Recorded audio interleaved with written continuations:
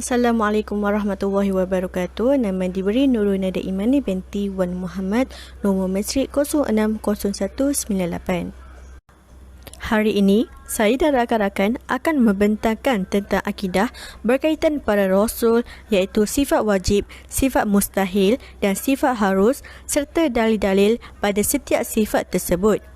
Pembentangan saya mengenai sifat wajib yang wajib ada pada Rasul.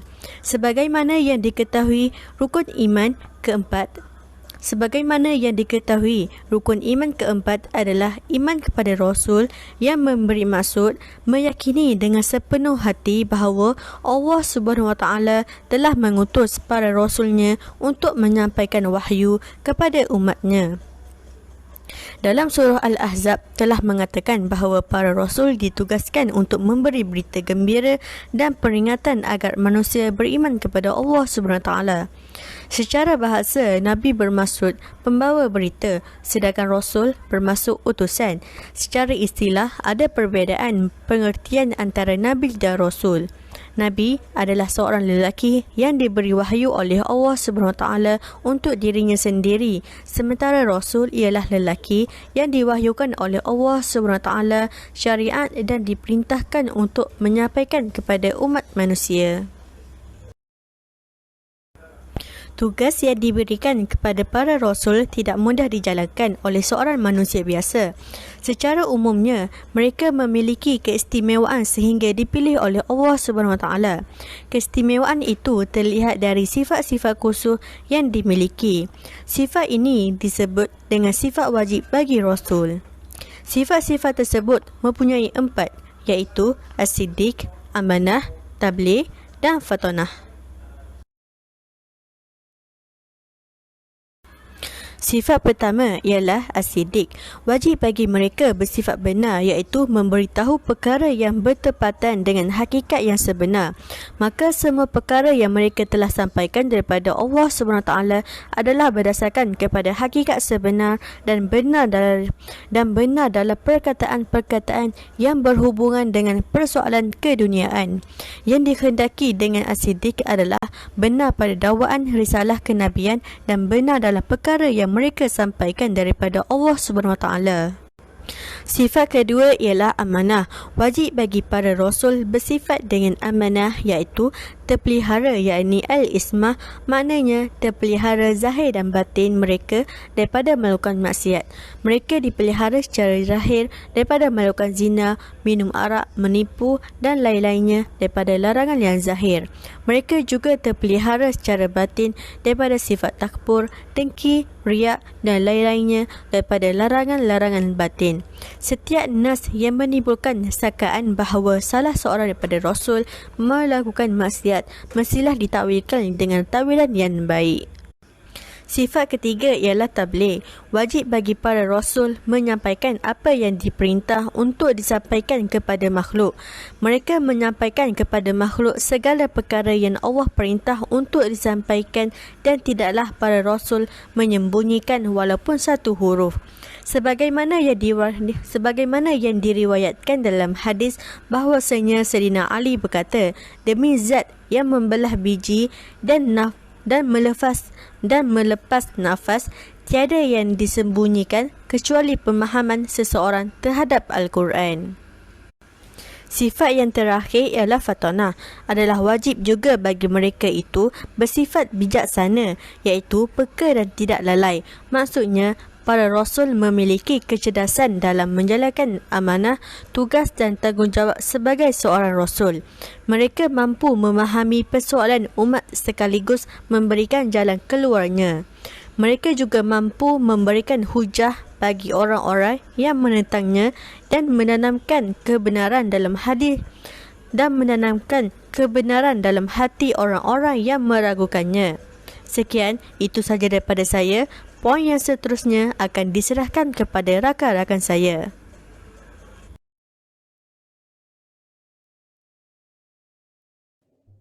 Assalamualaikum warahmatullahi wabarakatuh. Nama saya Nik Nur Akilah binti Nik Abdul Rahman. Nombor matrik 061426. Baiklah, saya akan menyambung bahagian seterusnya, yakni sifat-sifat yang mustahil atas Rasulullah. Terdapat 4 sifat mustahil atas Rasul. Pertama, al-kizib. Kedua, khianat. Ketiga, al-kitman. Dan yang keempat, al-baladah.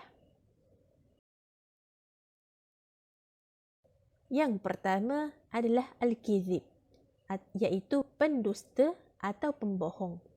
Tidak mungkin bagi seorang Rasul mempunyai sifat dusta kerana apa yang disampaikan oleh para Rasul adalah kebenaran, baik dari segi perkataan maupun perbuatan. Firman Allah Subhanahu Wa Taala di dalam Al-Quran, "Ma dhalla sahibukum wa ma ghawa wa ma yantiqu 'anil hawa in huwa illa wahyun yuha." Yang bermaksud, rakan kamu, yakni Nabi Muhammad yang kamu tuduh dengan pelbagai tuduhan itu, tidaklah ia menyeleweng dari jalan yang benar dan ia pula tidak sesat dengan kepercayaan yang salah.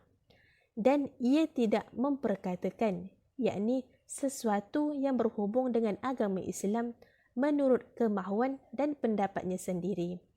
Segala yang diperkatakannya itu, yakni sama ada Al-Quran dan hadis, tidak lain hanyalah wahyu yang diwahyukan kepadanya.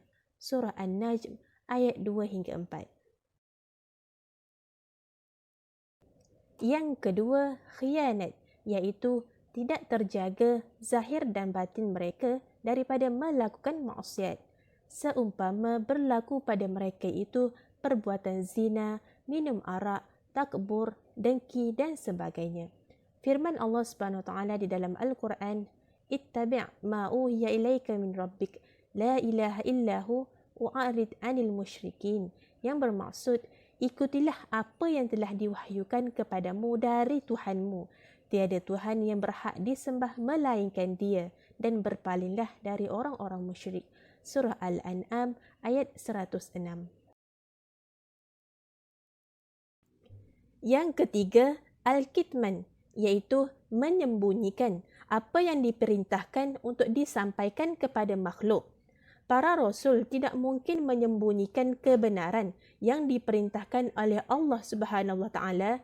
Ini kerana para Rasul ditugaskan menyampaikan wahyu. Artinya, mustahil bagi seorang Rasul menambah, mengurangi atau bahkan menyembunyikan wahyu.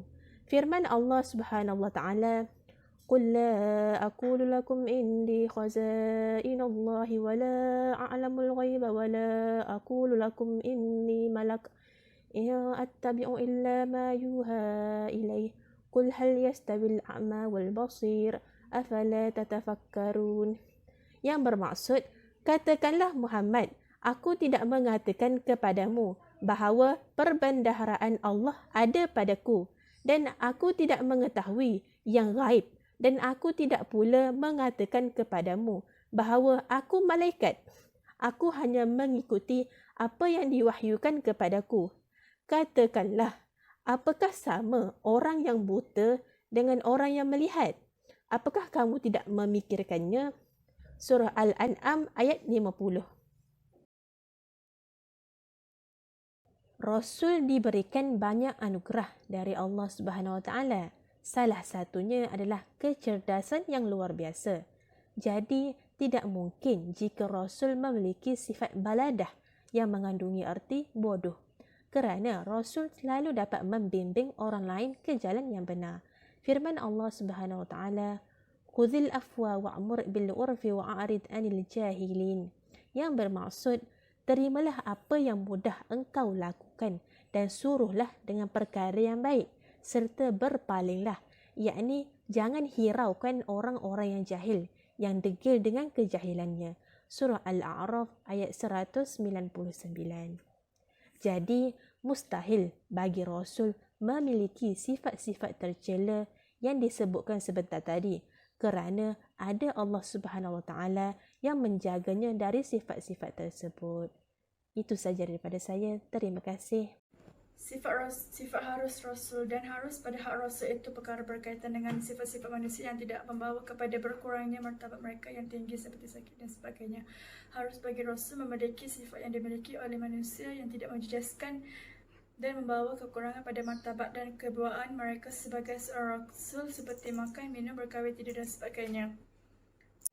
Malah sifat Rasul ini tiada sifat dengan sifat ketuhanan, juga tiada sifat seperti mereka, seperti tidak makan dan tidak tidur. Walau bagaimanapun penyakit yang mengurangi maka kedudukan kerasulan atau menjadikan manusia daripada mereka adalah mustahil berlaku pada para Rasul. Contohnya seperti gila, kusta, sopak dan buta. Maka mustahil Nabi Syuaib AS itu pernah buta, dan penyakit yang pernah berlaku kepada Nabi Ayub AS itu sebenarnya penyakit kulit yang tidak menjauhkan manusia. Assalamualaikum warahmatullahi wabarakatuh. Nama saya Nurul Syafiqah binti Muhammad Fauzi, bernombor metrik 060314. Jadi insyaAllah hari ini saya akan menyambung pembentangan sahabat saya yang bertajuk dalil wajib bersifat benar. Amma burhan wujubu sidqihim alaihi salatu wassalam faliannahum law lam yasduqun للزم الكذب في خبره تعالى لتصديقه تعالى لهم المعجزة النازلة منزلة قوله تعالى صدق عبدي في كل ما يبلغ عني. Yang bermaksud dalil wajib bersifat benar bagi para rasul dan nabi adalah jika mereka tidak benar pada dakwaan mereka, nescaya pastilah mereka menipu pada perkhabaran daripada Allah Ta'ala. Sedangkan Allah telah membenarkan para rasul sebagai mukjizat yang menepati seakan-akan firman Allah Ta'ala, benarlah hamba-Ku pada setiap perkara yang disampaikan daripadaku. Antara huraian dalam dalil benar ini adalah sifat wajib yang dimiliki oleh rasul yang pertama adalah as-siddiq, yang berarti selalu benar atau jujur. Dan semua Rasul Allah Subhanahu Wa Taala tidak pernah berbohong, baik kepada Allah dan kepada manusia yang lain. Jadi semua perkataan yang terucap dari mulut Rasul selalu benar dan jujur. Sifat ini juga telah tertulis di dalam surah Maryam ayat 41 yang membawa arti, dan ceritakanlah wahai Muhammad kisah Ibrahim dalam kitab, yakni kitab Al-Quran. Sesungguhnya dia adalah seseorang yang sangat membenarkan seorang Nabi. Jadi benar adalah satu sifat yang mulia yang menghiasi akhlak seseorang yang beriman kepada Allah dan kepada perkara-perkara yang gaib. Ia merupakan sifat yang pertama yang wajib dimiliki oleh para Nabi dan Rasul yang dikirim Tuhan ke alam semesta bagi membawa wahyu dan agamanya. Jadi pada diri Rasulullah SAW bukan hanya perkataannya yang benar, malah perbuatannya juga benar, yakni sejalan dengan ucapannya. Jadi mustahil bagi Rasulullah SAW itu bersifat pembohong ataupun bersifat seorang penipu dan sebagainya. Maka ketahuilah bahawa sesungguhnya mukjizat yang Allah ciptakan pada diri para Rasul adalah perkara yang mencari adat yang disertai dengan cabaran dan tidak boleh ditandingi, yakni cabaran itu ialah dakwaan Rasul, kerasulan. Maka mukjizat ini menepati daripada Allah seakan-akan Allah Subhanahu Wa Taala berkata yang membawa maksud, benarlah hamba-Ku pada setiap perkara yang disampaikan itu yang disampaikan daripadaku. Jadi jika harus para Rasul itu menipu, maka haruslah juga pada hak Allah Ta'ala itu menipu, kerana membenarkan orang yang menipu adalah penipuan. Walhal dusta bagi Allah Ta'ala itu adalah mustahil. Maka setiap perkara yang membawa kepada mustahil, kemungkinan Allah menipu, iaitu kemungkinan para Rasul itu menipu adalah mustahil juga. Maka sabitlah lawan bagi dusta itu, yakni benar bagi sifat seorang para Rasul. Jadi di sini saya ingin menyatakan sedikit tentang perkara yang mencari adat. Jadi ketahuilah bahawa apabila zahir perkara yang mencari adat yang berlaku pada diri Rasul sebelum Rasul mendakwa kenabian ataupun kerasulan, maka dinamakan irhas, iaitu sebagai peneguhan bagi dakwaan kerasulan. Yang kedua, apabila zahir perkara tersebut pada orang yang nyata kesolehan dan nyata keadilannya dan tidak ada pada dirinya kerasulan, maka dinamakan karamah. Dan karamah juga di antara para wali itu sabit kerana datangnya daripada nas syara' atas karamah tersebut. Selain itu, apabila perkara mencari adat yang zahir pada tangan orang yang fasik kerana nyata kefasikannya, maka ia dinamakan istidraj. Itu saja dari saya. Terima kasih. Assalamualaikum, saya Nur Farhana Emilia binti Yahya, nombor matrik 060153. InsyaAllah pada ini saya akan menyambung pembentangan rakan-rakan saya berkaitan dalil wajib, sifat amanah dan tabligh.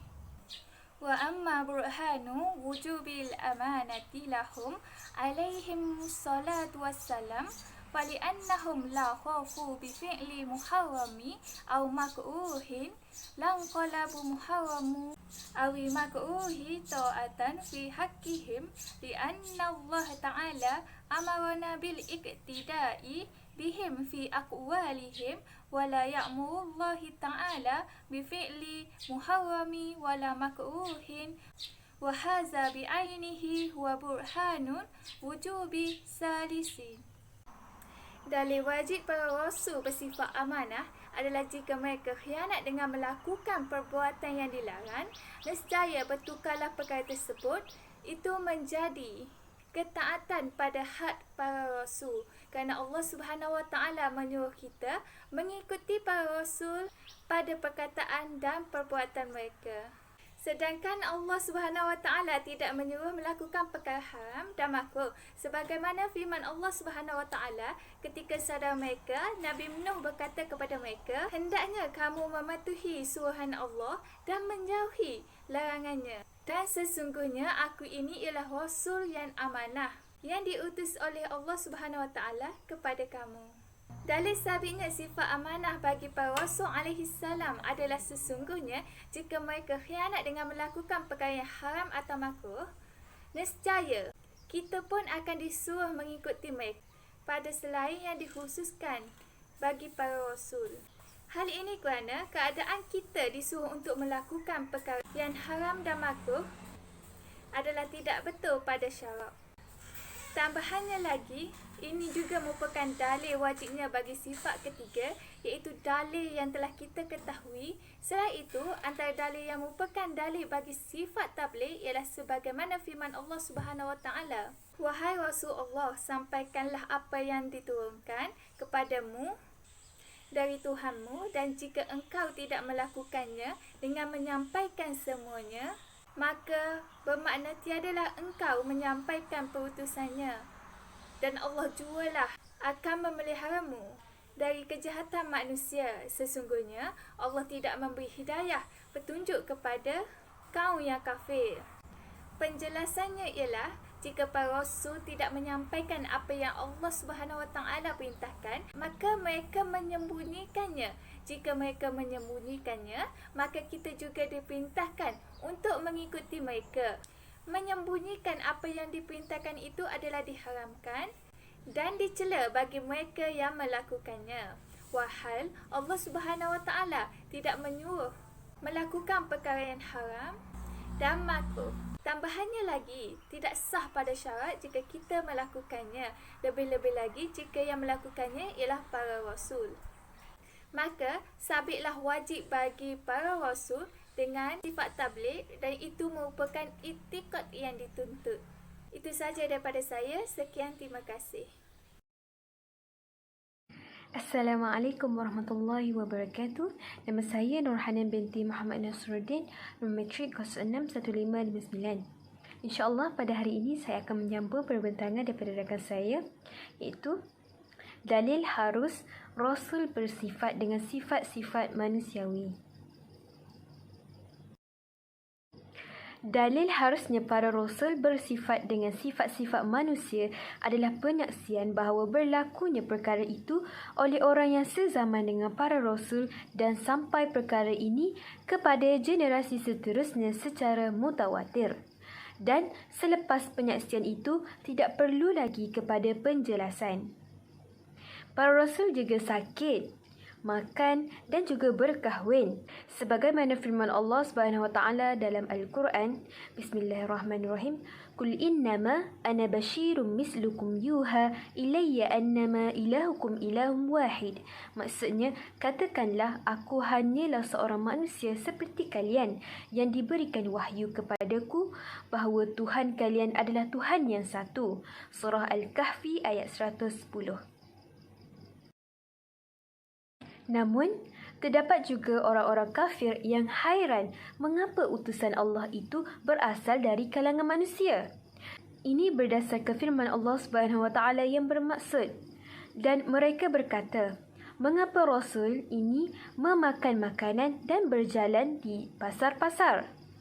Mengapa malaikat tidak diturunkan kepadanya agar ia memberikan peringatan bersama? Surah Al-Furqan ayat 7. Sebenarnya, jelas agar kita dan semua manusia dapat meneladaninya. Seandainya Rasul itu diutuskan dari kalangan malaikat, tentu ia adalah makhluk yang berbeza dari kita, iaitu manusia, sehingga kita tidak mampu untuk meneladaninya dan untuk mencontohinya. Sebagai manusia, Rasulullah SAW perlu juga kepada keperluan harian manusia, iaitu makan, minum, berpakaian dan bertempat tinggal.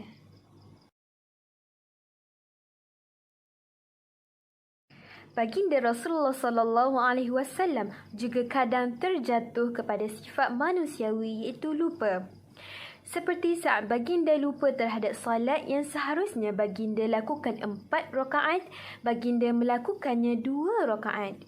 Yang kemudian baginda sempurnakan rakaatnya dan mengakhirinya dengan sujud sahwi.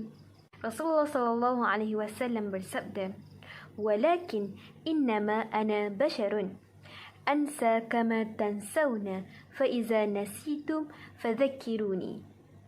Maksudnya, tetapi aku hanyalah seorang manusia. Aku lupa sebagaimana kalian lupa. Apabila aku lupa, maka ingatkanlah aku. Muttafaqun alaih. Terdapat banyak faedah berlakunya sifat-sifat manusia kepada para rasul dan nabi. Antaranya, yang pertama, membesarkan dan mengagungkan pahala mereka ketika sakit dan disakiti oleh manusia. Maksudnya, Nabi menjadi contoh tauladan kepada kita, supaya apabila kita sakit, ditimpa musibah, kita sabar, kerana kita akan dapat ganjaran yang besar sebagaimana para Nabi dan Rasul dapat. Yang kedua, menenangkan hati daripada dunia dan adanya kelazatan dan kerehatan ketika kehilangan nikmat di dunia.